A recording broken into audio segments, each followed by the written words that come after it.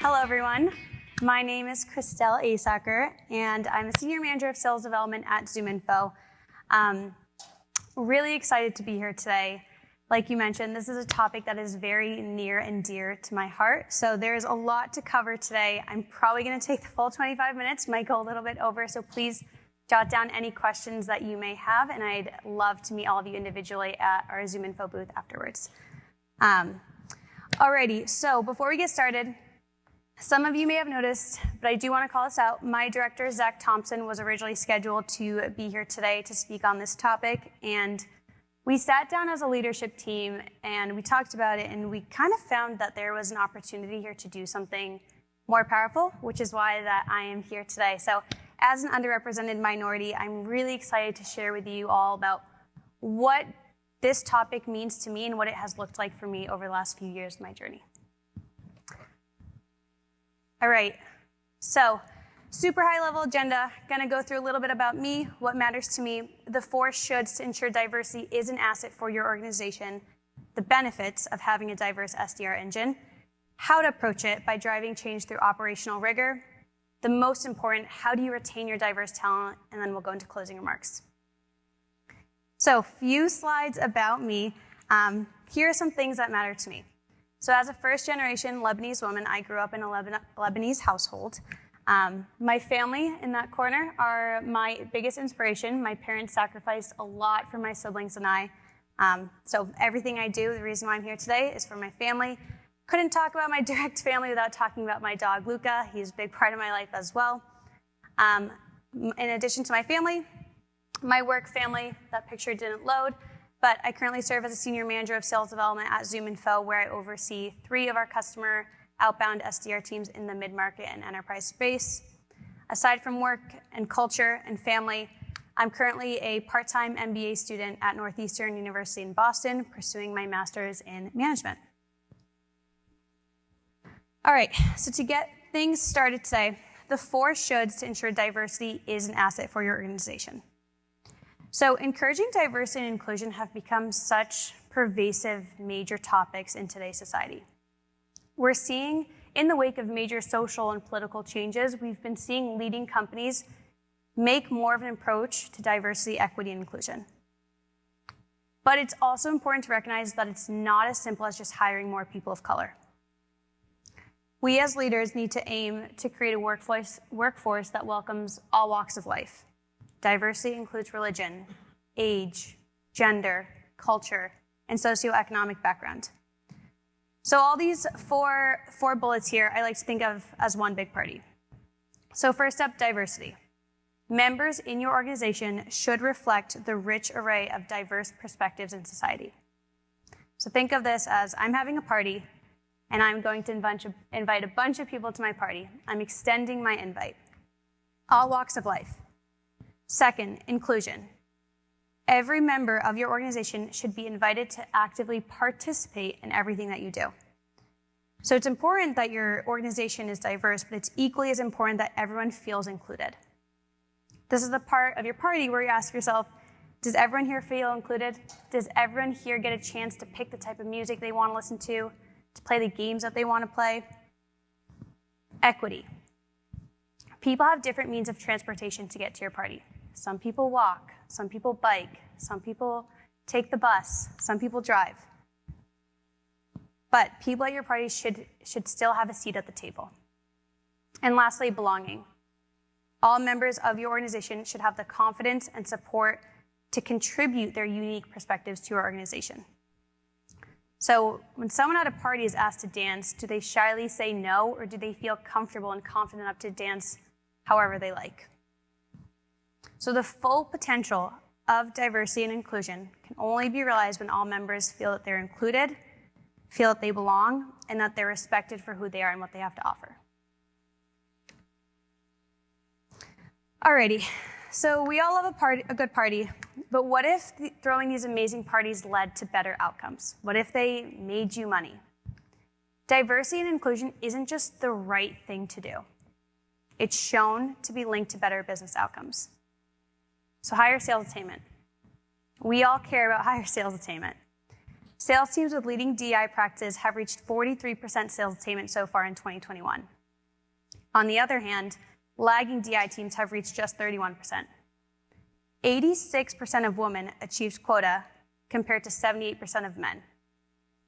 Secondly, higher conversion rates. Sales teams with leading DEI practices boast an average lead to opportunity rate of 54%. On the other hand, lagging DEI sales teams have a conversion rate of just 26%. Higher sales forecasts. Boston Consulting Group identified that diverse teams produce 19% more revenue. Diversity is driven by social activity, but it's also a financial movement. Diverse teams produce more. These are all facts. I'm really proud to say I'm diverse in a senior leadership position, and my teams produced the highest percent of sales attainment last quarter at 140%. So how do we do this? How do we actually invite people to our party? Assessing your hiring strategy is the first step to diversifying your SDR team. So think of this as one big funnel. It's important to inspect your talent funnel with the same intentionality and scrutiny that you inspect your sales and marketing funnels. So first up, top of the funnel. Look at your job description. Look at the verbiage in your job descriptions. It's important to use gender-neutral growth mindset language in these descriptions. So avoid certain words and phrases such as rock stars, exhaustive, fearless, determined, ambitious. These are actually all words that are known to have a male bias and can create a gender bias. Instead, try using words like collaborative, nurturing, inclusive. These small changes in these words are going to allow you to speak to a more diverse talent pool, and it's going to be a signal to your applicants where they're going to think about growing and learning with your company. So be specific with your word choices. Next up, mid-funnel. How many applications did we get in? How many of these applications are representative of racial/minority ethnic groups? If your mix is 25% female, 70% male, and 5% are racial/ethnic minority groups, you're probably not going to be building a diverse sales team. The data is showing you that it's impossible. So cast a wide net. Cast a wide net to ensure that your application reaches a broad array of diverse candidates. We hear pushback all the time against D&I efforts. We're growing so fast, we don't have time to look for underrepresented candidates. This is a poor way to think about hiring. If you're looking at filling a role in the short term, then you're doing your company a disservice. You can find underrepresented talent with the right skills. It takes time, but it's worth it. And lastly, the bottom of your funnel. Standardize how you interview and evaluate candidates. If you have 7 men assessing a job candidate, you're also probably not going to end up with the most diverse sales team. It's natural, we all do it. It's natural for humans to just naturally gravitate towards people similar to us. Involve women in your interview loops. It's going to encourage multiple and diverse perspectives on a job candidate's fit and their potential. It's also going to demonstrate to your candidate that you don't just focus on hiring, but you walk the walk and you're focused on retention and career development. Lastly, we as leaders need to get rid of the practice of looking for a cultural fit. Whenever you hear that someone is a good cultural fit, push back and try to understand why. Liking the same activities or going to the same college as John or Billy isn't the same as culture, and it certainly doesn't have to do anything with your job qualifications. People in marginalized racial and ethnic groups are deemed more often than others to not be the right cultural fit. So, bring more precision to your recruiting efforts. All right, so we talked about what diversity and inclusion means, the benefits of it, and how to approach it. So now what? It all comes back to the big party that you're throwing. Are people coming for 15 minutes and leaving, or are they staying the full 5 hours and having an amazing time? While being able to attract diverse talent should be the initial focus, once individuals from underrepresented groups have been hired, the efforts to maintain an inclusive workplace stops. Forbes cited that 40% of men of color from underrepresented groups and 36% of women of color from underrepresented groups cited unfairness as the reason why they left the organization. Encouraging diversity in your SDR engine requires you to be extremely intentional. It has purpose, it shouldn't just be an afterthought, and it should be embedded in your culture. So first off, be intentional and proactive throughout the employee life cycle. How do you do this? An example is being amazing at onboarding diverse employees. To help your employee feel like they made a good decision accepting your job offer, you need to develop an onboarding process. That onboarding process should go beyond just the paperwork done on the very first day. It includes introducing them to different members of the organization in different departments. It includes helping them navigate their surroundings and properly training them on the tools/processes that they'll need to learn to do their job.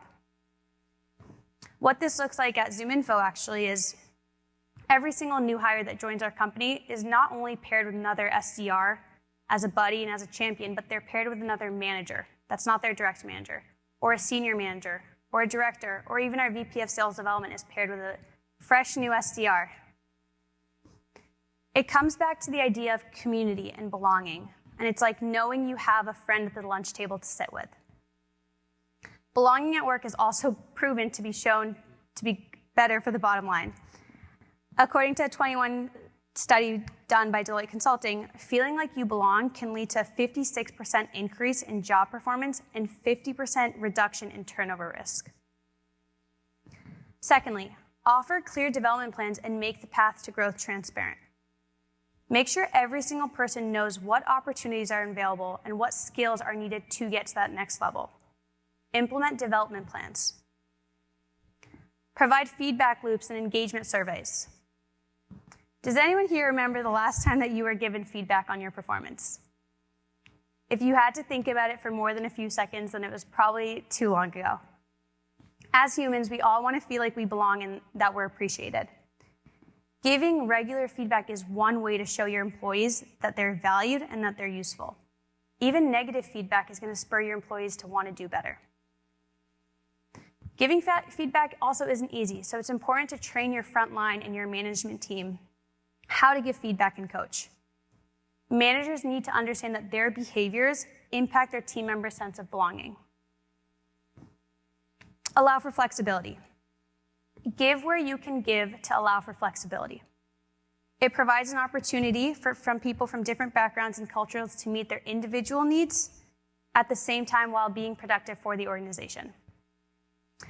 An example for me is this past summer in July, I went back to my home country for 2.5 weeks.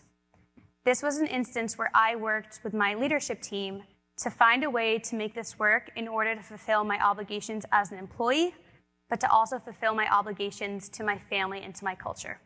My sister was getting married. In my culture, it was a 2-week celebration. In most cases, that's not the tradition.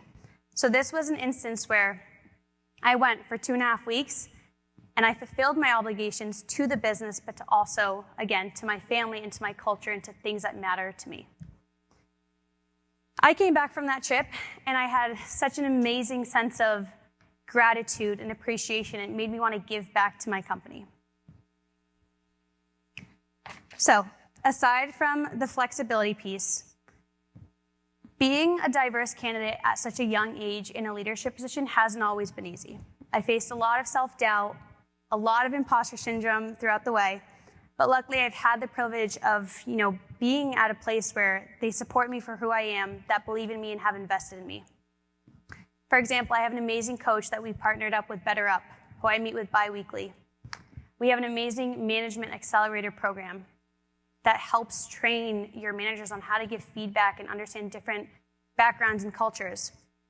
We also have an amazing emerging leader program that focuses on leveling individual contributors up that are interested in moving into a leadership position.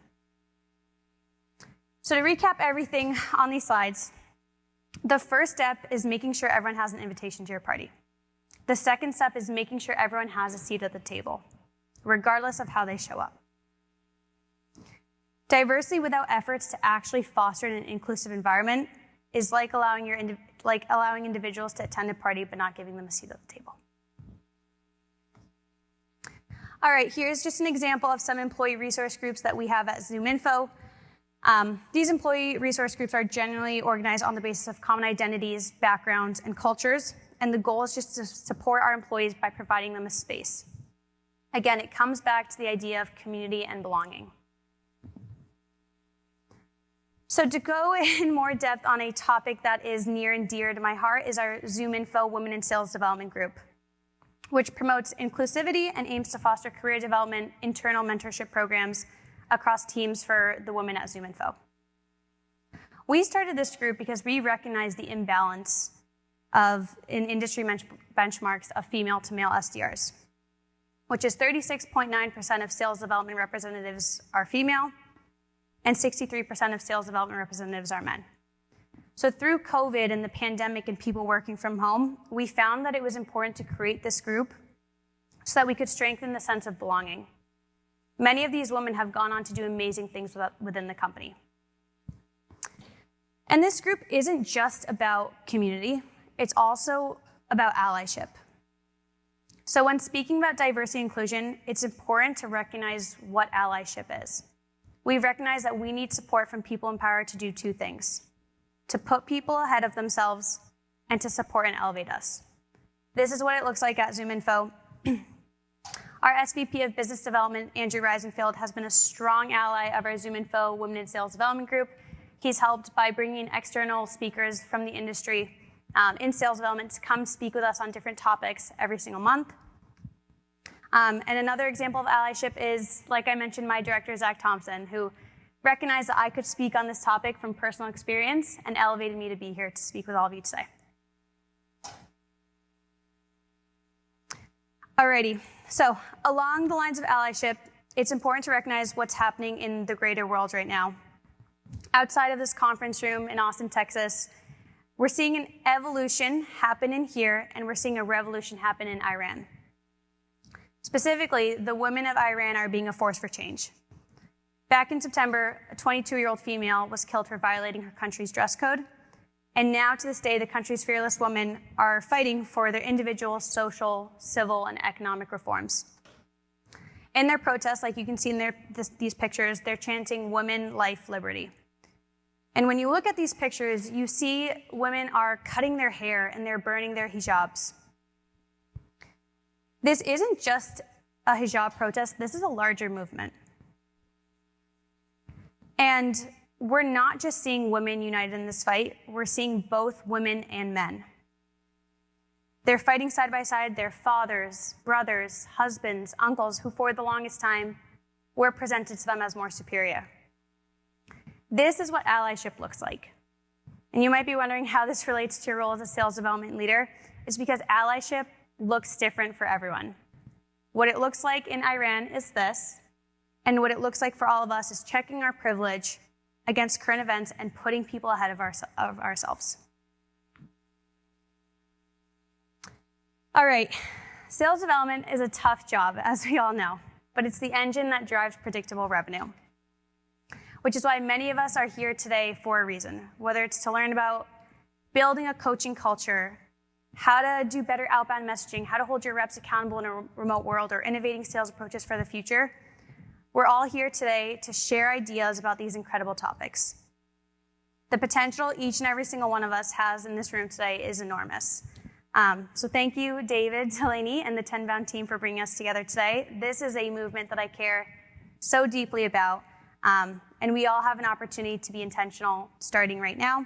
So my ask is that each and every one of us makes a conscious effort to be intentional, do one thing better today, put people ahead of yourself, and focusing on elevating others. So go out there and have that amazing party. Thank you, everyone.